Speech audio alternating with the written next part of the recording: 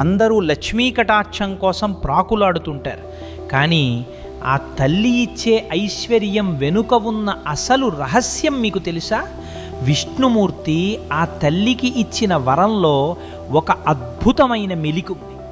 ఒకనాడు లక్ష్మీదేవి స్వామివారిని సేవించుకుంటూ, నేను కోరుకున్న వారికి ఎంతైనా ధనాన్ని ఇచ్చే అధికారం నాకు ప్రసాదించండి అని కోరింది.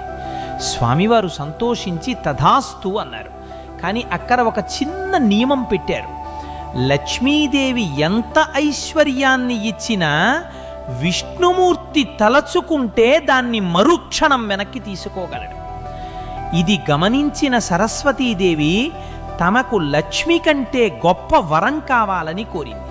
అప్పుడు స్వామివారు, తల్లి, నీవు ఇచ్చే జ్ఞానాన్ని మాత్రం ఈ సృష్టిలో నేను కూడా వెనక్కి తీసుకోలేను అని వరం